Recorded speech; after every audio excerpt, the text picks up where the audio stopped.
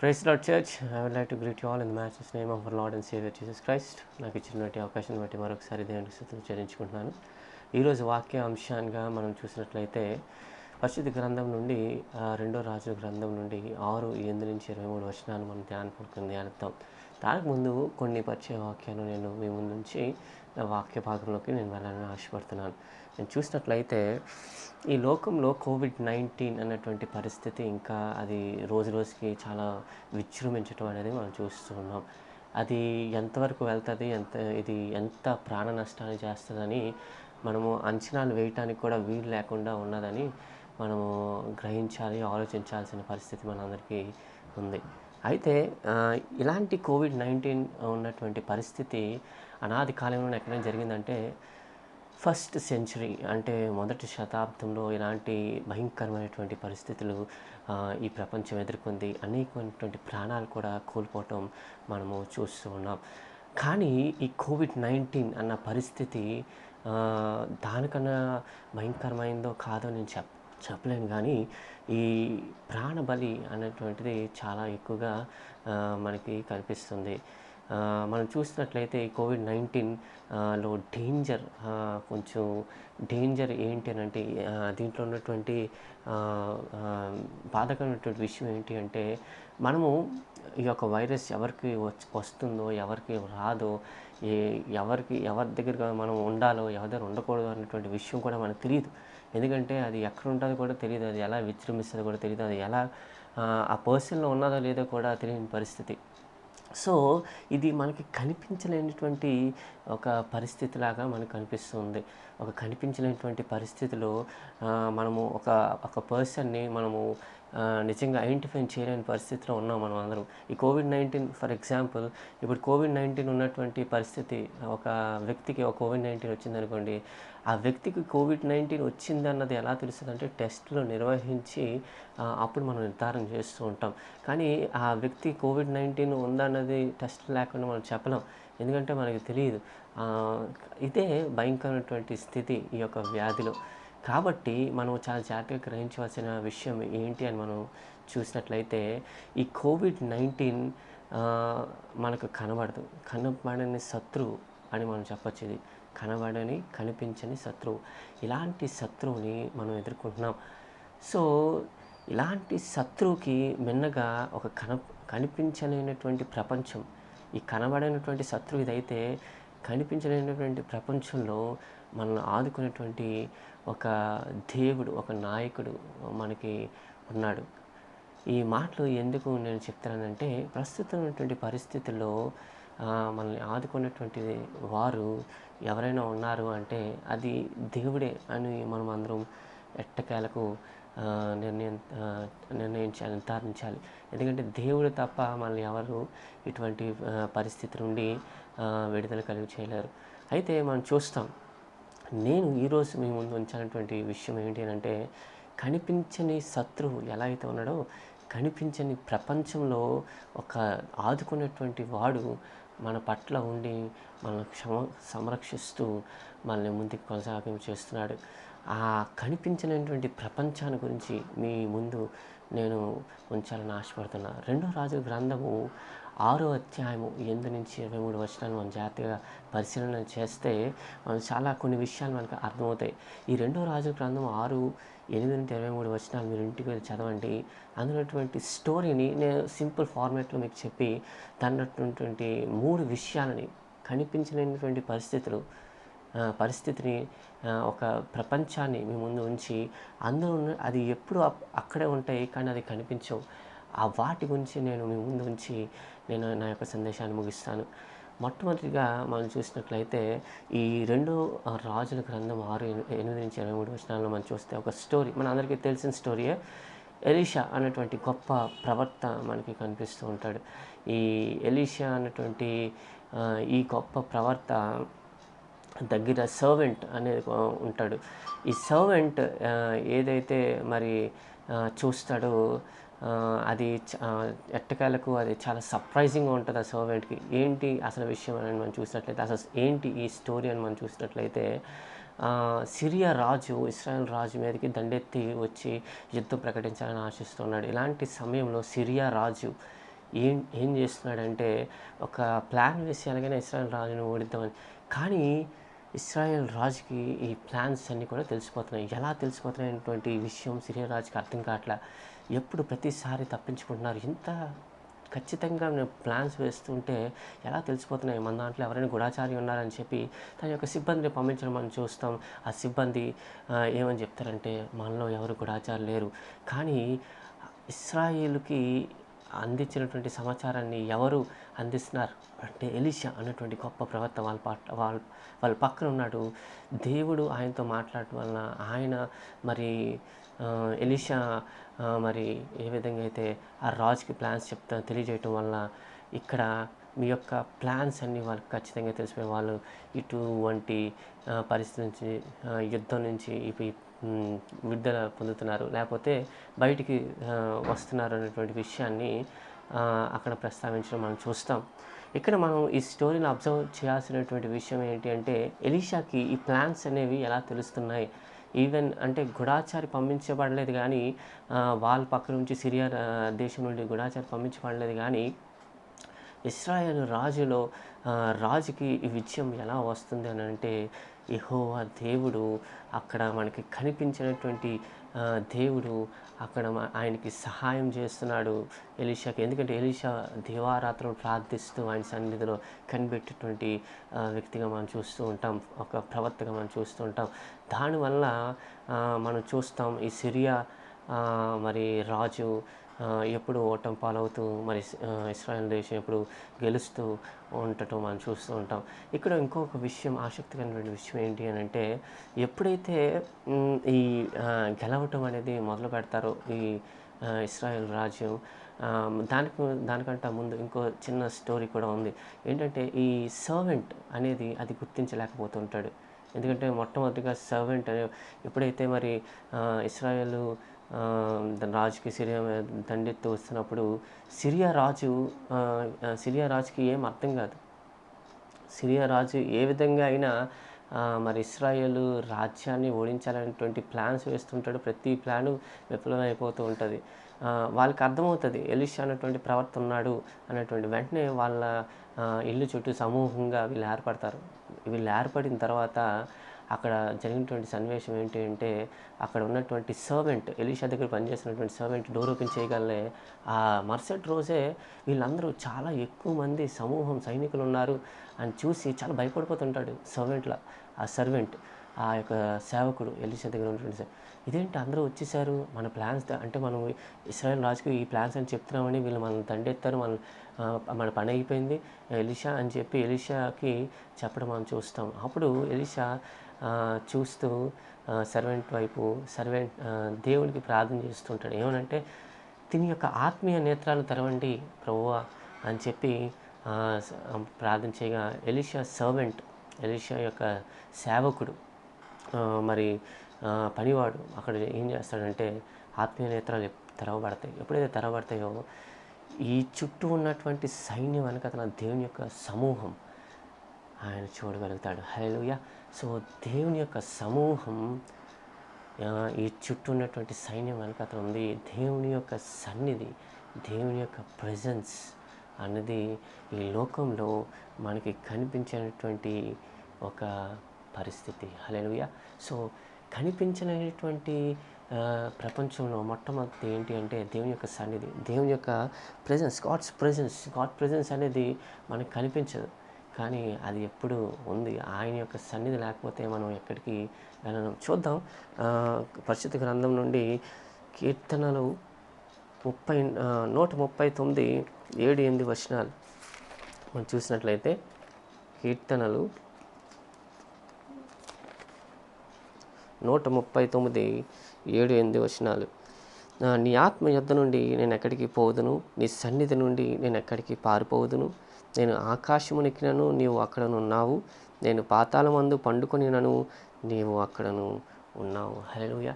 మనం చూసినట్లయితే దేవుడు ఎట్టకేలకు ఎక్కడైనా ఉన్నటువంటి సర్వవ్యాప్తి, సర్వసంపన్నుడు. Is an omnipotent god, is an omniscient god. He can be everywhere in this world. మీ పక్కన ఉండగలరు, నా పక్కన ఉండగలరు. అట్ ద సేమ్ టైం ఒకే సమయమందు. సో అలాంటి దేవుడు మన దేవుడై ఉన్నాడు. మనము అర్థం చేసుకోవాల్సినటువంటి విషయం ఏంటి అని అంటే, ఆయన సన్నిధి ఎప్పుడూ మన చుట్టూనే ఉన్నది. ఈ కోవిడ్ పరిస్థితి మనకు కనిపించినటువంటి పరిస్థితి. ఆ పేషెంట్ ఎవరో మనకి తెలీదు, ఎవరికి వస్తుందో కూడా తెలీదు, ఎవరికి ఈ వ్యాధి వ్యాప్తి చెందుతుందో కూడా మనకు తెలియదు. కానీ ఈ తెలియనటువంటి శత్రువు మనల్ని ఎంత భయపెడుతుందో మనందరికీ తెలుసు. కానీ ఈ శత్రువు కన్నా మిన్నటువంటి దేవుని సన్నిధి ఉంది, అది మనతో పాటు ఉంది అన్నటువంటి విషయాన్ని మనం గ్రహించాలి.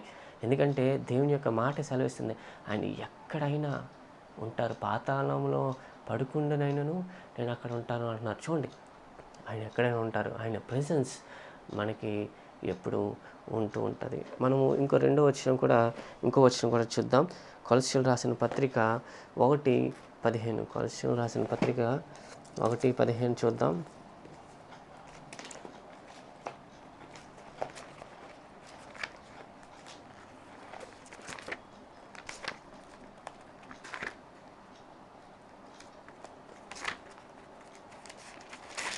కొలస్సియన్స్ 1:15 అందులో ఒక మంచి మాట ఉంటుంది. ఆయన అదృశ్య దేవుని స్వరూపి అయి సర్వ సృష్టికి ఆది సంభూతుడై ఉన్నాడు. అదృశ్య దేవుని స్వరూపి అయి. So is an unseen God అంటే అటువంటి స్వరూపం, అటువంటి షేప్ ఆయన కలిగి ఉన్నారు. మనకి కనిపించరు. ఆయన కనిపించిపోయినప్పటికీ ఆయన సర్వ సృష్టికి ఆది సంభూతుడనై ఉన్నాడు. సో ఆయన సర్వ సృష్టికి ఆది సంభూతుడిగా ఉన్నాడు మన దేవుడు. సో మనం గుర్తుపెట్టుకోవాల్సినటువంటి విషయం, ఆయన సన్నిధి, ఆయన మనకి ఆది సంభూతుడు, ఆయన అదృశ్య దేవుని స్వరూపుడై ఉన్నాడు. సో మనం పెట్టుకోవాల్సినటువంటి విషయం, ఆయన యొక్క సన్నిధి మన చుట్టూ ఉన్నది. మొట్టమొదటిగా God's presence is with us. మొట్టమొదటి మనం నేర్చుకోవాల్సిన విషయం ఏంటి అని అంటే, ఈ కోవిడ్-19 ఈ యొక్క మహమ్మారి ఎంత భయంకరమైనటువంటి శత్రువో, ఈ భయంకరమైనటువంటి శత్రువు జయించగలిగినటువంటి దేవుడు మన పక్షాన ఉన్నాడు అన్నటువంటి విషయాన్ని మనం గుర్తుపెట్టుకోవాలి. అది ఆయన సన్నిధి మనకిస్తుంది అన్నటువంటి విషయాన్ని మనం గుర్తుపెట్టుకోవాలి. రెండవదిగా మనం చూసినట్లయితే గాడ్స్ ప్రొటెక్షన్ మనకి ఎప్పుడు ఉంటూనే ఉంటుంది. ఆయన ప్రొటెక్షన్ లేకుండా ఏది ఈ లోకంలో జరగదో, ముందుకు కొనసాగదు. ఆయన ప్రొటెక్షన్ మనకి ఎప్పుడు ఉంటుంది. కీర్తన గ్రంథము 34:7 మనం చూసినట్లయితే, కీర్తన గ్రంథము 34:7. సో కీర్తన గ్రంథం 34:7, యెహోవా యందు భయభక్తులు గల వారి చుట్టూ ఆయన దూత కావలి ఉండి వారిని రక్షించును. సో యెహోవాను బట్టి ఎవరైతే భయభక్తులు కలిగి ఉంటారో వాళ్ళు పట్ల దేవుని యొక్క దూత కావలి ఉంటుంది అని దేవుని వాక్యం సెలవిస్తుంది. ఆయన దూత కావలి ఉంటుంది. సో ఆయన దూతలు మనకి ఎప్పుడు కావలి ఉంటాయి. ఆయన ప్రొటెక్షన్ ఎప్పుడు మనకి ఉంటుంది. ఈ రెండు కనిపించలేనటువంటి ప్రపంచంలో అక్కడే ఉంటున్నటువంటి పరిస్థితి ఏంటి అని అంటే, మొట్టమొదటిగా దేవుని యొక్క సన్నిధి, రెండవదిగా దేవుని యొక్క రక్షణ. హల్లెలూయా. దేవుని యొక్క ప్రొటెక్షన్, దేవుని యొక్క రక్షణ మనకి ఎప్పుడు ఉంటూనే ఉంటుంది. సో దేవుడు ఏమని చెప్తున్నాడంటే, ఆయన దూత ఎప్పుడు కావాలి ఉంటుంది ఆయన యొక్క ప్రజల పట్ల. సో మనం భయపడాల్సిన పని లేదు, మనం దిగులు చెందాల్సినటువంటి పని ఏమాత్రము లేదు. మత్తయి సువార్త 24:53 కూడా మనకు ఒక మంచి మాట మనకు అక్కడ కనిపిస్తూ ఉంటుంది. అపోస్తలుడైనటువంటి పేతురు మరి యేసుక్రీస్తు వారు ఆ టైం వచ్చినప్పుడు, అప్పగించేటటువంటి టైం వచ్చినప్పుడు, రోమా సైనికులు యేసుక్రీస్తు వారిని పట్టుకునేటువంటి పరిస్థితి వచ్చినప్పుడు, అపోస్తలుడైనటువంటి పౌలు ఆ యొక్క రోమన్ సైనికుని యొక్క చెవిని తెగనరగటం మనం చూస్తాం. ఈ చెవిని ఎప్పుడైతే తెగనరికాడో ఆ చెవిని మళ్ళీ అతికించడం దేవుడు, మనం అక్కడ వృత్తాంతం అని అందరికీ తెలుసు. కానీ ఎందుకు చెవు నరికినప్పుడు అక్కడ ఒక మాట యేసుక్రీస్తు వారు సెలవిస్తూ ఉన్నటువంటి మాట మనకి చూద్దాం. అది మత్తయి సువార్త 26వ అధ్యాయము, మత్తయి సువార్త 26:53. మాథ్యూ చాప్టర్ 26:53 మనం చూసినట్లయితే, ఈ సమయమున నేను నా తండ్రిని వేడుకొనలేననియు వేడుకొనిన ఎడల ఆయన 12 సేనా వ్యూహముల కంటే ఎక్కువ మంది దూతలను ఇప్పుడే నాకు పంపడనియు నీవు అనుకుంటున్నావా? ఈ మాటను అపోస్తలుడైనటువంటి పేతురుకి యేసుక్రీస్తు వారు చెప్తున్నారు. సో ఏమంటున్నారంటే, నా తండ్రిని వేడుకుంటే 12 సేనా వ్యూహముల కంటే ఎక్కువ మంది దూతలు, 12 సేనా వ్యూహములు అంటే 72,000 మంది సైనికులు, దేవుడు దూతలను ఒకేసారి ఆయన పంపించడం నువ్వు అనుకుంటున్నావా పేతురు? కానీ నా యొక్క ప్రణాళిక అది కాదు. నా యొక్క ప్రణాళిక సర్వ మానవాళిని పాపం నుంచి విడుదల కలుగు చేయటకు, నా ప్రాణాన్ని దాని కొరకు బలియాగంగా ఇచ్చుటకు నేను ఈ లోకానికి వచ్చాను. ఆ చిత్తాన్ని నేను నెరవేర్చగలిగితే మిమ్మల్ని అందరినీ నేను రక్షించగలను అన్నటువంటి ఉద్దేశం కలిగి దేవుడి లోకానికి వచ్చాడు. సో దేవుని యొక్క ప్రొటెక్షన్ అది ఎప్పుడు మనకి కనిపిస్తూ ఉంటుంది. మనం అనుకుంటాం ఒక డెత్ని మనం చూస్తే, డెత్ అంటే మరణం మనం చూస్తే కంప్లీట్గా అక్కడితో అయిపోయింది, ఫినిష్ అయిపోయింది వర్క్, అయితే ఇంకా ఆ మనిషి వల్ల ఏ లాభం లేదు అని అనుకుంటాం. కానీ యేసుక్రీస్తు వారు చనిపోవటం వల్ల సర్వలోకానికి విడుదల కలిగింది, సర్వలోకానికి మరి పాప క్షమాపణ దొరికింది, సర్వలోకానికి రక్షణ వచ్చిందన్నటువంటి విషయాన్ని మనం ఎప్పుడు గుర్తుపెట్టుకోవాలి. మనం మానవ యొక్క దృక్కోణంలో మనం చూసినట్లయితే ఆ యొక్క డెత్ ఎలా కనిపిస్తుంది అంటే ఇంకా ముగించి పడిపోయింది, ఇంకా ఏమీ లేదు అన్నటువంటి పరిస్థితి కనిపిస్తుంది. కానీ ఆ లేనటువంటి పరిస్థితిలో నుండే దేవుడు సర్వ మానవుని రక్షించుకో కొరకు ఆయన యొక్క ప్రణాళికను నెరవేర్చడం మనం చూస్తాం.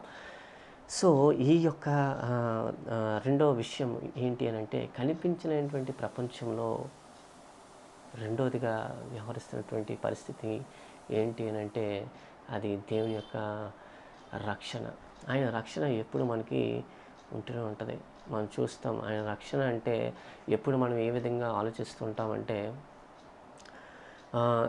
మన చుట్టూ ఒక కంచె వేసినప్పుడు ఏ వ్యాధి మనల్ని అంటదు, ఏది మనల్ని తాకదు, ఏది మనల్ని సోకదు, లేకపోతే ఏ ప్రాబ్లము, ఏ సమస్య మనకి రాదు అని మనం అనుకుంటాం. అది కూడా రక్షించడమే, అది కూడా దేవుడు మనల్ని కావాలి ఉంచడమే. కానీ మనము ఇంకో విధంగా కూడా ఆలోచించాలి. ఏంటి అంటే, ఆయన యొక్క రక్షణ అంటే ఏది తాకినను, ఏది మనల్ని వెంటాడినను, ఏ ఒక్క సమస్య మనల్ని బాధ పెట్టినను కూడా ఆ సమస్యలో నుంచి మనం నడిపిస్తూ, ఆయన శక్తిని మనకిస్తూ, దాన్ని జయింపగలిగేటువంటి పరిస్థితిలో మనల్ని నడిపించే దేవుడు మనకున్నాడు. అది కూడా రక్షణ అని మనం ఆలోచించాలి. ఎందుకంటే సమస్యను దేవుడు తీయడు ఎప్పుడు. ఒక్కొక్కసారి సమస్యను తీస్తూ ఉంటాడు, కానీ ఒక్కసారి సమస్యలు తీయడు, సమస్యలు అక్కడే ఉంటాయి. ఫర్ ఎగ్జాంపుల్ గొలియాత్ స్టోరీ మనం చూస్తాం. ఇశ్రాయేలు మరి అందరూ భయపడిపోతూ ఉంటారు, సౌలు రాజు కూడా భయపడిపోతూ ఉంటారు. కానీ ఈ దావీదు ఏం చేస్తూ ఉంటాడంటే, దేవుని బట్టి ఆ ధైర్యాన్ని పొందుకొని ఆయన ప్రార్థిస్తూ ముందుకు వెళ్తాడు. ప్రార్థించినప్పుడు ఆ సమస్యను దేవుడు తీసేయలేదు, గొలియాతును దేవుడు తీసేయలేదు. గొలియాత్ అక్కడే ఉన్నాడు, కోవిడ్-19 కూడా అక్కడే ఉంటుంది, అది ఎక్కడికి పోదు. కానీ దాన్ని జయించే శక్తిని, తెలివితేటలని, ఆ స్ట్రాటజీస్, ఆ టాక్టిక్స్ అనేవి దేవుడు మనకి అనుగ్రహించి మనల్ని ఆ పరిస్థితిలో నుంచి విడుదల కలిగించి మనకి శాంతి సమాధానాన్ని అనుగ్రహించేస్తారు. అది కూడా రక్షణ అన్నటువంటి విషయాన్ని మనం గుర్తుపెట్టుకోవాలి. ఈ కోవిడ్-19 పరిస్థితిలో కూడా మనం గుర్తుపెట్టుకోవాల్సిన విషయం ఏంటంటే, దేవుడు మనం రక్షిస్తాడు.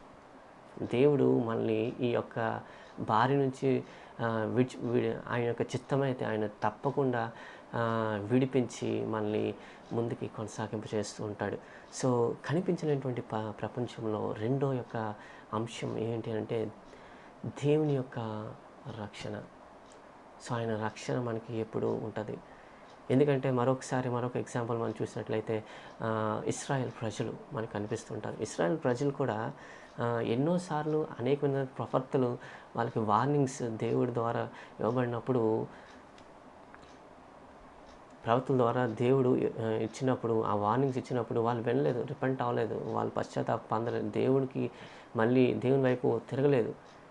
కానీ తిరగకపోవటం వలన దేవుడు వాళ్ళకి బుద్ధి చెప్పాలని చెప్పి వాళ్ళని శత్రువుల చెరలోకి వాళ్ళని ఆ చెరలోకి బబులోనియన్ అనే చెరలోకి వాళ్ళని అప్పగించేశాడు. అప్పగించినప్పుడు దేవుడు ఇంకా నాశనం అయిపోయింది అని చెప్పేసి వాళ్ళని వదిలేయలేదు. మళ్ళీ వాళ్ళని రీబ్యాక్ చేసుకోవటం మనము రెండో దినవృత్తాంతంలో మనం చూస్తాం. మళ్ళీ దేవుని వైపు వాళ్ళు మళ్ళీ అటువంటి పరిస్థితి మనకి కనిపిస్తుంది. ఎప్పుడైతే చెరసాలలో ఉన్నారో ఆ బాధలు కలిగినప్పుడు దేవుడు మళ్ళీ గుర్తొచ్చాడో మళ్ళీ దేవుని వైపు దేవుని ప్రార్థించడం, సబ్బాతు దినములు మరి వాళ్ళు చేయటం అనేది మనం చూస్తూ ఉంటాం. సో దీన్ని బట్టి మనకి ఏంటి అర్థమవుతుంది అంటే, ఒకసారి ప్రాబ్లమ్స్ మనకి మేలే చేస్తుంటాయి. ఒక్కొక్కసారి సమస్యలు మనకి మేలే చేస్తుంటాయి. సమస్యల ద్వారా దేవుని మనం ఎరుగుతాము, దేవుని దగ్గరికి సమీపంగా వస్తాము, దేవుని వైపు తిరుగుతాము. అప్పుడు దేవుడు అటువంటి సమస్య నుండి మనకి ఒక గొప్ప మేలైనటువంటి కార్యాలు కూడా చేస్తూ ఉంటారు. హల్లెలూయా. సో మనం ఎప్పుడు గుర్తుపెట్టుకోవాల్సినటువంటి విషయం ఏంటి అని అంటే, దేవుని యొక్క రక్షణ అది కూడా మన చుట్టూనే ఉంటుంది. అది మనకు కనిపించదు, కానీ ఆయన యొక్క రక్షణ మనకి ఎప్పుడు ఉంటుంది. ఎందుకంటే ఆయన ఎప్పుడు వాగ్దానం చేశారు, ఎప్పుడో ఏమని వాగ్దానం చేశారు, నేను విడువను ఎడబాయను, I will not forsake you, I will not leave you అని చెప్పి యేసుక్రీస్తు వారు చాలాసార్లు దేవుడు మనకి చాలాసార్లు ప్రస్తావించడం మనం చూస్తూ ఉంటాం. సో దీన్ని బట్టి మనకు అర్థం కావాల్సినటువంటి విషయం ఏంటంటే, ఆయన యొక్క రక్షణ మనకి ఎప్పుడు ఎల్లప్పుడూ ఉంటూనే ఉంటుంది. మూడో విషయం ఏంటి అని అంటే, అదృశ్యంగా ఉంటూనే మూడవది ఏంటి అని మనం చూసినట్లయితే, అది దేవుని యొక్క ప్రావిడెన్స్, గాడ్ ప్రావిడెన్స్ అంటే దేవుని యొక్క నడిపింపు. కనిపించదు, కానీ అది అక్కడే ఉంటుంది. అది దేవుని యొక్క నడిపింపు. ఈ యొక్క దేవుని యొక్క నడిపింపు గురించి జేమ్స్, యాకోబు ప్రవర్త చాలా చక్కగా మంచి మాటలు ఇంకా జరగకముందే కొన్ని విషయాలు ఆయన మనకి ప్రస్తావించడం బైబిల్లో మనం చూస్తూ ఉంటాం. యాకోబు రాసిన పత్రికలో మనం చూసినట్లయితే 4:13-16 వచనాలు. యాకోబు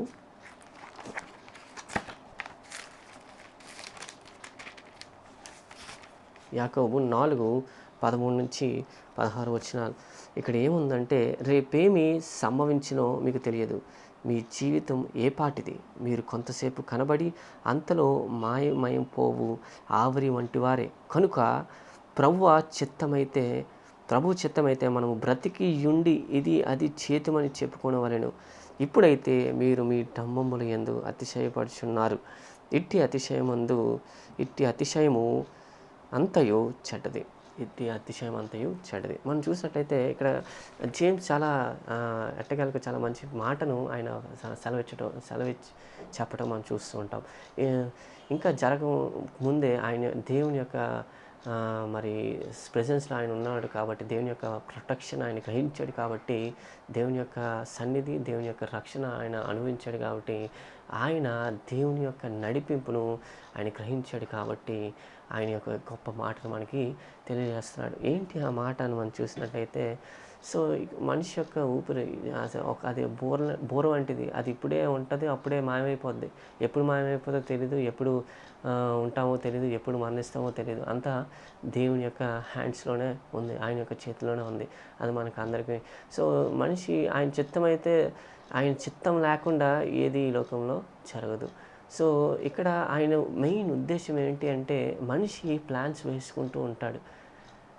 ఈ ప్రపంచం కూడా మనం చూసినట్లయితే అనేకమైనటువంటి ప్లాన్స్ ఈ 2020లో వేసుకుంది, కానీ ఒక్క ప్లాన్ కూడా సక్సెస్ఫుల్ అవ్వలేదు, ఒక్క ప్లాన్ కూడా ముందుకు కొనసాగలేదు. ఎందుకనంటే మనిషి చాలాసార్లు ఏం చేస్తూ ఉన్నాడంటే, దేవుని ప్రక్కన పెట్టి తన యొక్క ఉద్దేశాలను నెరవేర్తామని అనుకుంటున్నాడు. దేవుని యొక్క చిత్తాన్ని ఎరగకుండా తన యొక్క ఉద్దేశాన్ని నెరవేర్స్తాము అని అనుకుంటున్నాడు. అందుకే బహుశా నేను అనుకుంటాను ఈ యొక్క పరిస్థితి మనకి నెలకొల్పబడింది. ఈ కోవిడ్-19 పరిస్థితి దానివల్లే నెలకొల్పబడింది అని మనం ఎట్టకాలకు చూడొచ్చు. ఎందుకంటే ఇప్పుడు జేమ్స్ అనే ప్రవర్త ఏమని స్పష్టం చేస్తానంటే, మన యొక్క ఉద్దేశాలను నెరవేర్చుకోవటం కోసం మనమే ప్రణాళిక వేసుకుంటూ దేవుని పక్కన పెడుతూ ఉంటాం. లేకపోతే దేవుని యొక్క చిత్తం ఎరగకుండా దేవుని యొక్క చిత్తంలో మన ప్లాన్స్ని ఇరికించడానికి మనం చూస్తూ ఉంటాం. దేవుని యొక్క చిత్తంలో మన యొక్క ప్రణాళిక ఇరికించడం అనేది మనం చేస్తూ ఉంటాం. అలాగని చేసినట్లయితే మనము చాలా ఈ లోకంలో కోల్పోతూ ఉంటాం. మనము కోల్పోతూ ఉంటాం. అయితే హడ్సన్ టైలర్ అనేటువంటి ఒక గొప్ప ప్రవర్త ఏమని అంటున్నాడంటే, ఎవాంజలిస్ట్ ఏమని అంటున్నాడంటే, మనుషుల్లో విశ్వాసుల్లో 3 రకాలు ఉంటారు. ఈ 3 రకాల విశ్వాసులు ఏం చేస్తూ ఉంటారు అనంటే, ఈ 3 రకాలైనటువంటి విశ్వాసులు ప్రార్థనలు ఎలా ఉంటాయనేటువంటి వివరణ ఆయన స్పష్టం చేశారు. ఆయన మొట్టమొదటి వారు ఎలా ఉంటారంటే, ప్లాన్ అనేది వాళ్ళు గీసుకుంటారు. చక్కగా వాళ్ళు ప్రణాళిక వేసుకుంటారు. దేవుని వచ్చి అడుగుతారు. వీళ్ళు ఒక గుంపు అయితే, రెండో గుంపు ఎలా ఉంటుందంటే, ప్లాన్ వేసుకుంటారు. కానీ ఈ ప్లానే జరగాలి అన్నటువంటి డిమాండ్ చేస్తూ ఉంటారు.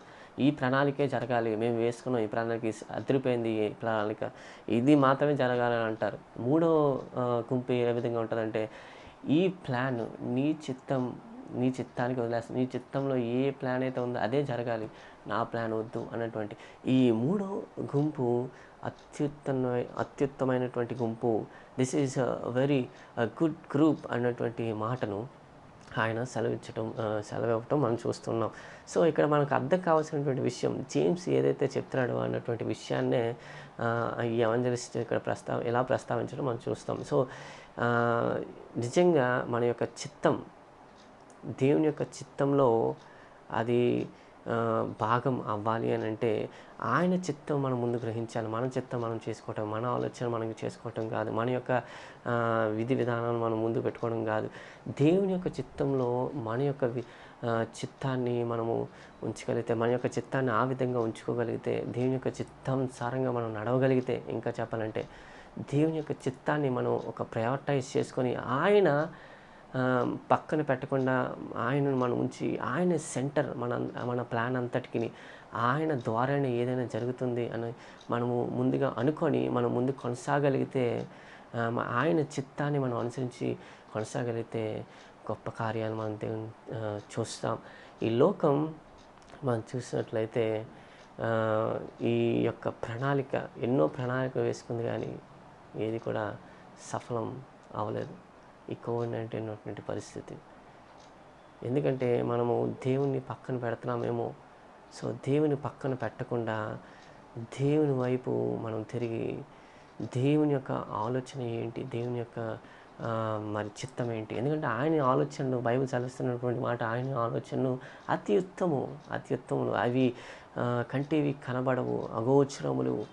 అవి మనం చూసినట్లయితే ఇంకొక మాట ఉంటుంది, అవి మన ఆలోచనల కన్నా మిన్నైనటువంటి ఆలోచనలు.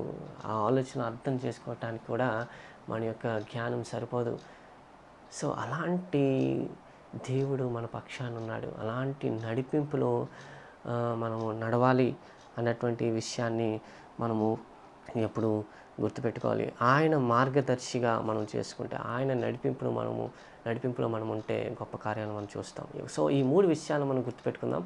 మొట్టమొదటిగా దేవుని యొక్క సన్నిధి, గాడ్స్ ప్రెజెన్స్, అది మనకు కనిపించదు. రెండవదిగా దేవుని యొక్క రక్షణ, గాడ్స్ ప్రొటెక్షన్, అది కూడా మనకి కనిపించదు. మూడవదిగా గాడ్స్ ప్రావిడెన్స్, ఆయన యొక్క నడిపింపు, అది కూడా మనకి కనిపించదు. ఈ 3 ఈ కనిపించినటువంటి శత్రువుని జయించగలిగినటువంటి వెపన్స్, ఆయుధాలు మనకున్నాయి. మన దేవుడు అలాంటి దేవుడు, రోషము కలిగినటువంటి దేవుడు. అలాంటి దేవుడు మన పట్ల ఉన్నప్పుడు ఇప్పుడు పరిస్థితుల్లో కూడా మనకి చాలా ప్రాబ్లమ్స్ ఇవన్నీ ఉన్నాయి, సమస్యలు ఉన్నాయి, ఏం కాదంట్లా. చాలా భయంకరమైనటువంటి పరిస్థితుల్లో మనం వెళ్తున్నాం, ఏం కాదంట్లా. ఇలాంటి పరిస్థితుల్లో ఈ 3 మన వెపన్స్ మన దగ్గర ఉన్నాయి. ఏంటంటే ఆయన యొక్క సన్నిధి, ఆయన యొక్క రక్షణ, ఆయన యొక్క నడిపింపు, God's protection, God's presence and God's providence మన పట్ల ఉన్నది. అండ్ మన విషయాన్ని మనం గ్రహించగలిగితే మనము ఎలీషా అన్నటువంటి ప్రవక్త వలె జీవించగలుగుతాం. ఆయన ఈ 3 గ్రహించాడు. ఆయన సర్వెంట్ ఎవరైతే ఉన్నారో ఆ 3 చూడలేకపోయాడు. ఎప్పుడైతే ఆత్మీయ నేత్రాలు తెరిచాడో, ఎప్పుడైతే దేవుడు తెరిచాడో ఆత్మీయ నేత్రాలు, అప్పుడు ఆ సర్వెంట్ వాటిని అన్నింటినీ చూసి మరి ఇశ్రాయేలు రాజ్యంలో ఒక గొప్ప విజయం అనేది మనం చూస్తాం.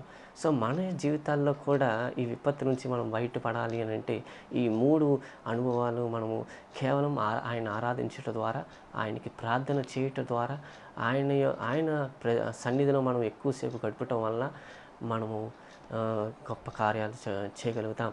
సో గుర్తుపెట్టుకోవాల్సినటువంటి విషయం ఏంటి అంటే, ఈ God's presence, God's protection, God's providence మన లైఫ్స్ని గైడ్ చేయగలిగితే, మన లైఫ్స్ని ముందుకు గలిగితే మన జీవితాల్లో గొప్ప కార్యాలు మనం చూడగలుగుతాం.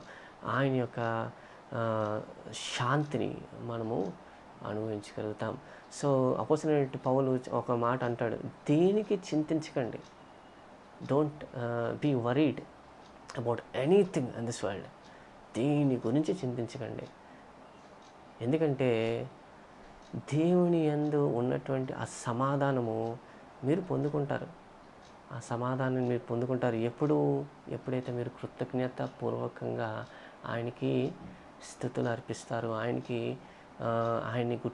ఆయన గుర్తిస్తారు, ఆయన బట్టి మీరు ఆయన్ని వెంబడిస్తారు, మీరు చూపించగలుగుతారు మీ జీవితాల్లో. అప్పుడు మీరు ఈ మూడింటిని కూడా అనుభవిస్తారు. ఈ మూడింటితో పాటు ఈ యొక్క భయంకరమైన పరిస్థితిలో కూడా మీరు శాంతి సమాధానంతో ముందుకి కొనసాగలుగుతారు. సో అలాంటి పరిస్థితి, అలాంటి జీవితం మన అందరికీ ఉండలాగిన దేవుడికి మనం ప్రార్థిద్దాం. ఈ కొద్ది మాటలు దేవుడు దీవించునుగాక, మన జీవితాల్లో సఫలం చేయనుగాక. ఆమేన్. Praise the lord. God bless you all. Stay blessed.